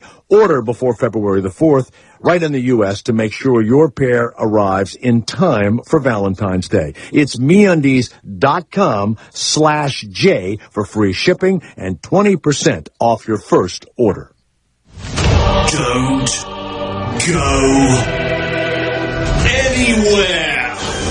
Unless you need to run to the loo. That's perfectly fine. More with the Jay Thomas Show right after this. SiriusXM Comedy Greats, Channel 94, and on the SiriusXM app. The path to the NFL Draft begins this week on SiriusXM NFL Radio. Touchdown, Alabama! Tune in for live coverage all week from the 2016 Reese's Senior Bowl in Mobile, Alabama, as the top college football seniors begin their quest for NFL stardom. Enjoy interviews throughout the week from the players making this journey, along with the scouts, coaches, and executives who will be determining their fate in the NFL. Then stay tuned for coverage of the game starting Saturday at 2 p.m. Eastern. The path to the NFL Draft goes through SiriusXM NFL Radio, Channel 88. Ever consider owning a sustainable business that promotes work-life harmony? Kitty Academy is expanding nationwide and providing exceptional opportunities for new franchise owners. Kitty Academy has been an industry leader in educational child care for over 30 years, with more than 140 locations across the U.S. Kitty Academy's franchise opportunity meets the needs of career-oriented individuals interested in the flexibility, freedom, and financial rewards that business ownership affords. The average revenue for a Kitty Academy franchise is $1.2 million.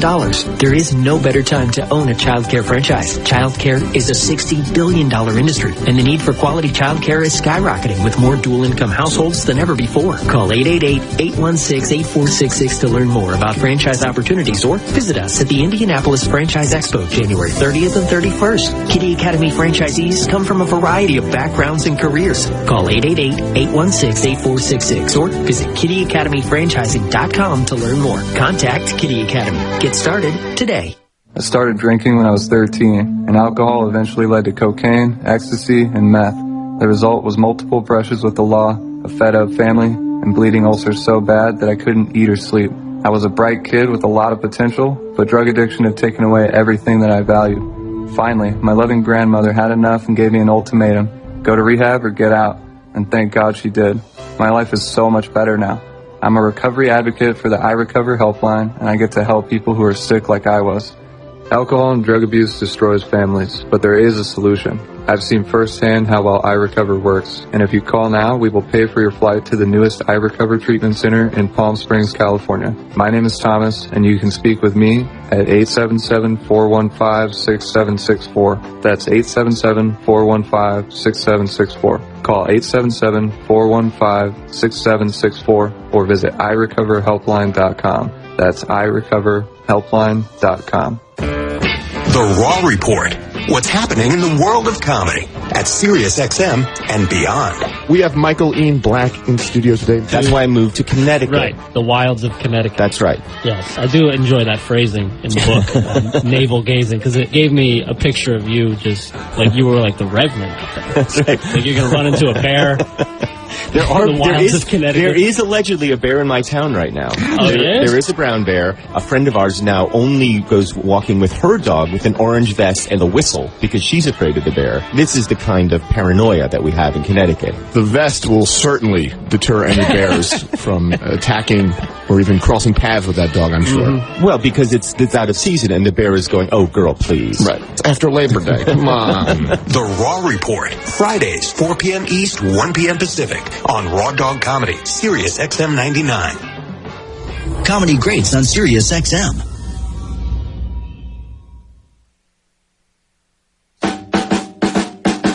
It's not like you could get rid of him that easily. It's the Jay Thomas Show on SiriusXM. Guess who? J to the low, F to the AB. Ho, yeah, ho, yeah, ho, yeah. I ain't Mr. Right, I'm Mr. Right now. I keep women in thongs coming along. You visibly set stones, some in a prong. I can tell you ain't never had someone this long. One night, have them humming my song like, girl, you ain't know I was coming in strong. Now you know not to come at me wrong. I get right, You're looking just a little too hard at me, standing just a little too close to me. You say you're not quite enough to me. You sipping just a little too slow for me. No doubt you play it real cool, homie. Got me thinking, what is it you do for me? Tripping a little more than I should be. So let yourself go and get right with me.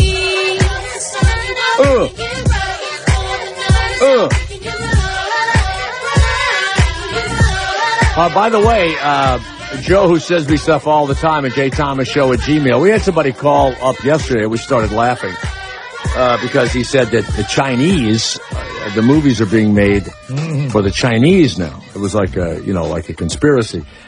Believe it or not, a Chinese real estate and investment conglomerate has acquired legendary entertainment in Hollywood for $3.5 billion.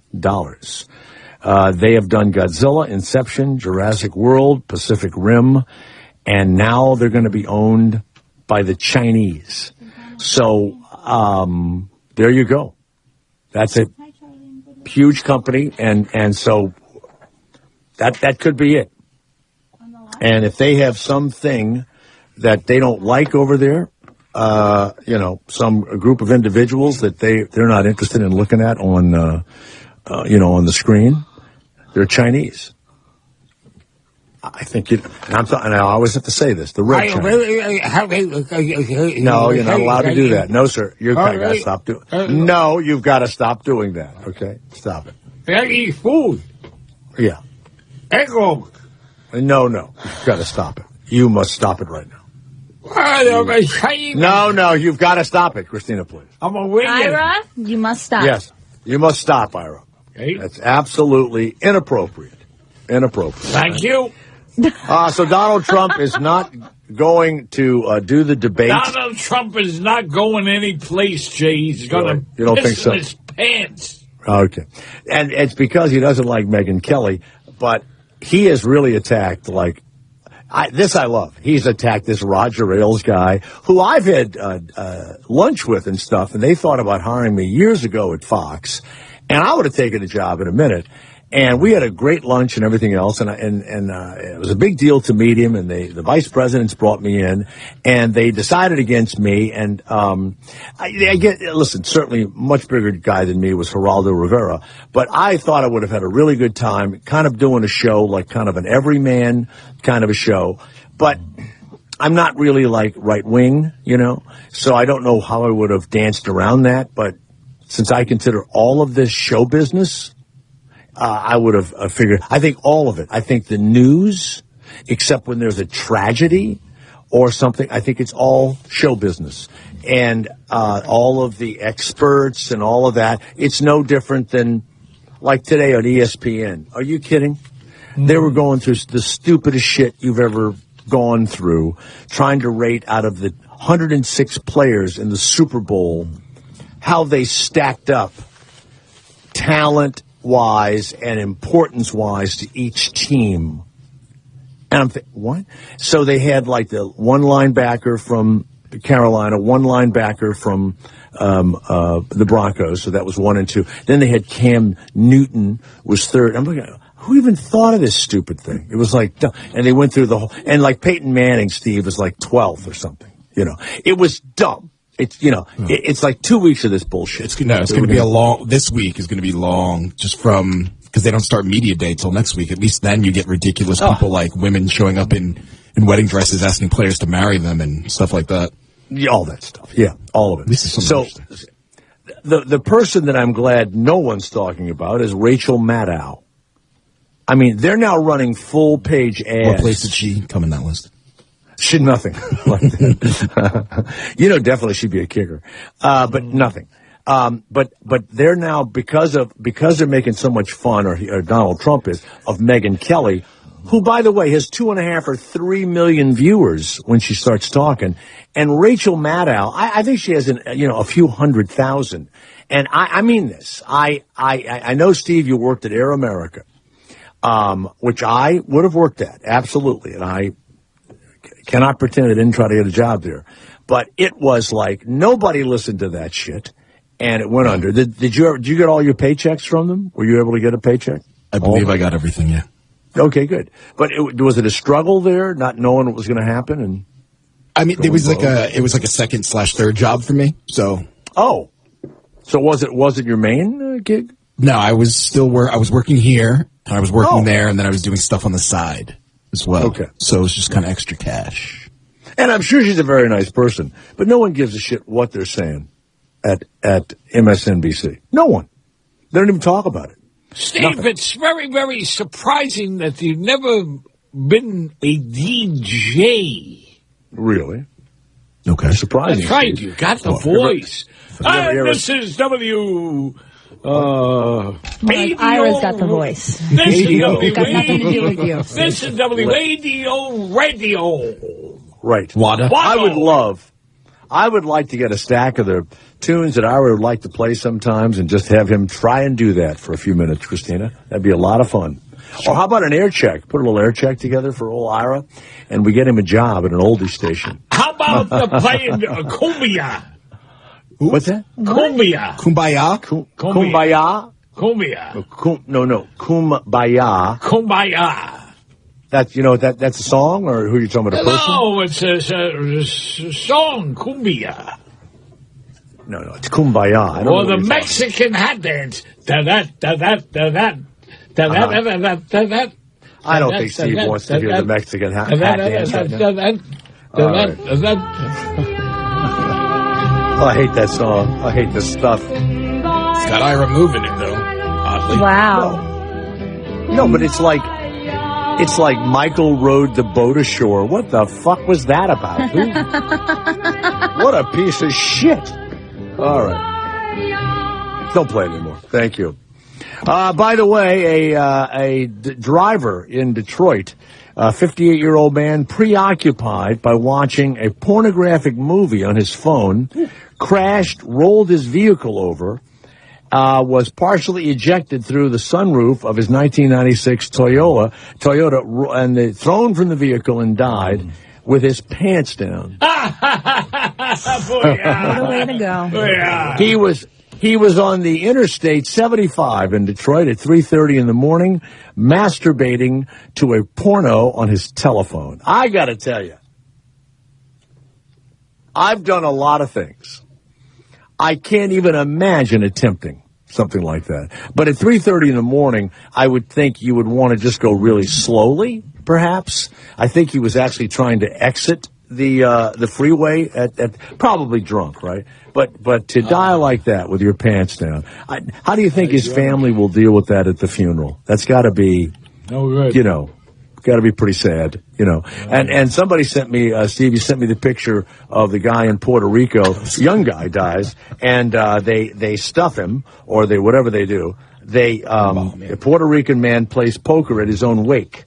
So it's a young guy. By the way, he looks real. I mean, he looks not a lot. And they put him at the poker table with his regular New York Yankees jacket and everything on, which they all love over there in Puerto Rico. And they have him sit at the table, and they play poker with him after he's dead. He's a poker fanatic, much like our last guest, Henry Rosario Martinez, and they organized his wake to be centered around a card game, just that happened the other day, and he was seated at the poker table with all of his pals, and they wanted him to be remembered as a happy person. Now, Ira, would you like us, after you die, would you like us to stuff you or however they do this to a person and get a slot machine and have you standing at it during your wake? Well, Jay, I wouldn't like that, but babe. You wouldn't like that? Right. What about the guy in Detroit? You think, Steve, they'll have maybe have him with his pants down, and just jerking off there for the family? Yeah, right there. Yeah, actually, his head sticking out of the sunroof would be my favorite. Well, Jay, tomorrow I'm going back to Yonkers Racetrack. We don't want to hear it again. We don't want to hear it. Tired of it? You hear Christina going, woof, woof, like that? You hear that? Well, I'm going to bring Christina with me to Yonkers. Sounds like a hot pizza coming out of an oven. Hot pizza. Dear Jay, did you know that Donald Trump's father was a scumbag slumlord? I had heard that. His name was, I don't know what his name, slumlord. There was this guy that sang these protest songs, Woody Guthrie. And his son was Arlo Guthrie, who sang the worst song I've ever heard in my life, that fucking Alice's Restaurant, or whatever that was. They made an even worse movie out of it, which I had to pretend I liked, because everybody, that was smoking dope and had long hair liked it, so you had to pretend you liked that shit.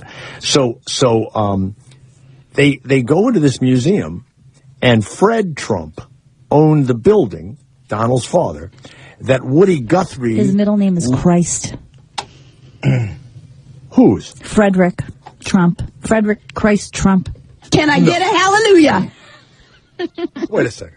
His daddy's middle name is Christ? Mm-hmm. Yes. That is wild. So he became a slumlord, I guess, and they found Woody Guthrie had no money, and he would sing songs about the poor and the downtrodden and all of that.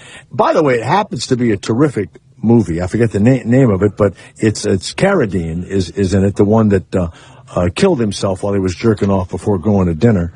Was it David? Bound for Glory? Yeah. Can you imagine you're heading out for dinner, but you want to hang yourself in the closet for a few minutes and jerk off right before you go have an appetizer? So anyway, it was pretty good, but he left his family and his kid and his wife. So you go, sing and help poor people and shit. So they find that he was paying who he called Old Man Trump this exorbitant rent for this horrible thing. And so, Steve, do you have the song? What is it? Is the song called Old Man Trump? Is that what it's called? No, I ain't got no home in this world anymore. Ain't got no home in this world. Okay, here we go. Here we go. Yeah! Yeehaw! Here we go.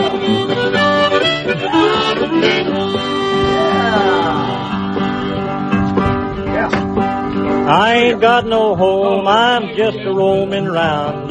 Just a wandering worker, I go from town to town. And the police make it hard wherever I may go. And I ain't got no home in this world anymore. Yeah! Go ahead, baby. Here we go. Here we go. Somewhere in here is Old Man Trump. Keep listening.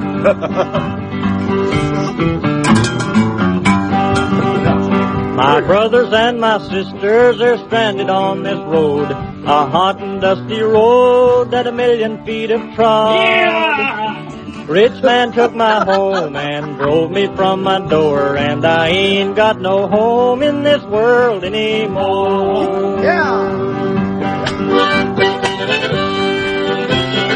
Where's Old Man Trump, Steve? I don't know, but Old Man Ira's getting down. He actually sounds like a real cowboy back there. All right, give us a yeehaw. Here we go. Was a farming on the shares, and always I was poor. My crops I lay into the banker's store. Here we go. My wife took down and died up on the cabin floor, and I ain't got no home in this world anymore. Are you playing the right song? Where does it say Old Man Trump? I don't know. It doesn't say Old Man Trump in the lyrics in the article either. This is the song he wrote about those times. He had written those things in a journal. No, I heard the song, though. It says Old Man Trump. Then you have to send that to me, because what I had, there is no song. This world is such Well, a I'm glad that we got this great in and a anyway, funny because place to be. I was having a Thank grand you. old time. Oh, the Steve, gambling man is rich and the working man is poor, and I ain't got no home in this world anymore. Somewhere he's got a thing. All right, shut up. Shut up. Big idiot. He does. He sounds like a cowboy, on a wagon or something with all that screaming and yelling. That music is great, see? Well, I don't know if it's great or not. Hear country music. I'm going to hear that music all night long, see? Yeah, right. Anyway, somewhere, and we'll get the right song eventually. He says, Old Man Trump. By the way, Tinder has now offered, I received this, Tinder now helps you locate the nearest STD and HIV testing clinic. That's helpful. It is Very very nice. helpful. It shows an app that has a blister on it, Christina. An open wound, open sore. I got to tell you, anything that you're going to go do, and you may be sticking your penis in something that might have that, chlamydia or whatever, or, my favorite, gonorrhea, and then it's right next to your apps, like Tinder and Grindr, and you have it right there. God forbid. So you go and get tested. Things are really bad. ISIS has had to cut its fighters' salaries. That's right. They were earning between $400 and $1,200 a month, plus they got a $50 stipend for their wives and each child. Wow. And this comes from Congress. But the running a state at war is expensive, and the recent victories by our bombers and I guess other people, they've got pay cuts, Steve. It's happening to everybody, apparently. They've cut them down to $200 a month. That's it. And the stipends for the wives and everything else, you just have to pick yourself a good one from the United States or Britain, Steve, who might have a credit card from her mom and dad, and they can feed you. So, by the way, they tax their population. Oh, I got to tell you, when they win, if they ever do win and have to try and run something, I mean, they're going to be as bad at it as Donald Trump. I mean, yeah, you got to have taxes, you got to run shit, you got to keep the water going, the whole deal. And many of them, by the way, are also running that Ted Cruz thing from when he was 18, calling for world domination. They're actually using that, saying that, you see that? And he's a big Christian. This big Christian wants to, even ISIS picks on Ted Cruz. It's unreal. It's just absolutely unbelievable. How they don't, they pick on him, And can you imagine being of another faith and you see Ted Cruz wanting, whatever it is, world domination, and it gets you so pissed off you want to tie a bomb to yourself? I don't know what that, I don't think have they used Donald Trump yet? Has ISIS used Trump? I don't think so. Let's go to Lance's in Canada. Yes, Lance, it's Jay Thomas. Yes, sir. Go ahead. Thanks for taking my call. I have a little story for you, and I'd like an 8x10 if I could to put on my work thermos. To laminate it around the thermos. All right, we'll deal with that at a later date, okay? Laminated around your thermos. Okay, go. That just sounds filthy, doesn't it? Well, I laminated it around my thermos. No, not. Yeah. What's your story? Just tell us your story. Forget all that 8x10 nonsense. Go ahead. What's your story? You'd buy a thermos, and it would have, Darth Vader on it or whatever. But this is just a blank aluminum thermos. And is this the story that you're telling? This is the story I'm telling you. So I wanted to. You're gonna start making a J. Thomas thermos. Is that what we're talking about here? This is a very good idea. And if you try to do it, I'm going to sue you and my people all over you. It would be the only one, the J thermos. One J thermos. Yeah. Right. Go online, get a picture of me, make it into whatever on your computer, and make a thermos picture out of it. Like I told you, just send your information to jthomasshow@gmail.com. Thanks. Okay. Yeah, we'll lead you to a good picture. All right. I'll send you a song that I wrote about it as well. If I may. Boy, I tell you, you're dragging. It gets creepier and creepier. Yeah, you know what? You're exactly right. You're dragging this thing out. You are dragging this thing out. All right, Lance. Thank you very much. The J. Thomas thermos is coming your way. In Wisconsin, Steve, they're trying to end efforts at taunting and games and stuff like that, and they're saying now that it's leading to the coddling of children. The crowds at basketball games, high school or college or whatever, coddling of children has led to this. They've yelled, they yell at the other team. Yeah, right? that's what you do. One of the ones they want to stop is when they chant air ball. Pathetic. When a guy misses the bucket and everything, and they yell air ball, student groups and administrators and managers need to take immediate steps to correct this unsporting behavior. Are you kidding? Are you kidding? They're not allowed to yell season's over when they're losing, or yelling out, hey, there's a net there at basketball games. Okay? I'm sorry, but when you're working or when you're in the world, all kinds of horrible shit is going to happen to you. And it may not be, overtly people yelling at you, but you're going to walk in and you're going to hear terrible shit about yourself in these reviews and stuff, or you're going to hear people at work say stuff about you. So you're telling me that they don't think anybody ought to be prepared. I believe that sports teaches you how to overcome loss. I think it teaches you how to perform. Now, I mean this. I'm sure my wife and my kids may not agree with this, but I do. I believe that it teaches you how to perform under duress, not just in a sporting event, but in business or in relationships or whatever, because shit starts getting out of hand when you're playing. Even when you're a little kid, shit starts getting out of hand, and you can't believe it. You cannot believe it. And then you learn how to suck it up, and let's say you lose. You had a big lead and you lose. That's a lesson. You lost a game you should have won. You won a game you shouldn't have won. All of that. Those are life lessons. And people are yelling and screaming at you. And they don't want people yelling, Steve, when the guys are at the free throw line either. They don't want all that screaming and they're trying to outlaw. Now I'm only getting this. Just don't even allow fans. Just hold it in a field somewhere no one knows. Yeah. This is in. This is in Wisconsin right now. One woman was at the leading scorer at Hilbert High School's basketball team. April Gell was suspended for 5 games over her choice of language. I don't know. She had a 3-word post on Twitter. I don't know what it was. I don't know what they may. I don't even think it was cursing, and so they suspended her. Okay, and so they don't want to. Of course, that's bad. You don't want to do all of that. But they're now efforts to end any taunting at any games, and so some of the fans are going to put duct tape over their mouths, and these are all schools near Green Bay, Wisconsin, and stuff. No, I think if you shouldn't be cursing, but I love the things that people say. I love it. And also, what's fun, they yell and scream at you, and then you score against them, Steve. Right. You can point your finger at them, right? Mm-hmm. Right? Absolutely. Okay. Or I like to stop and pretend to have a watch on and point to my watch, Jay. Time to go. Like I'm leaving shortly and going to sleep.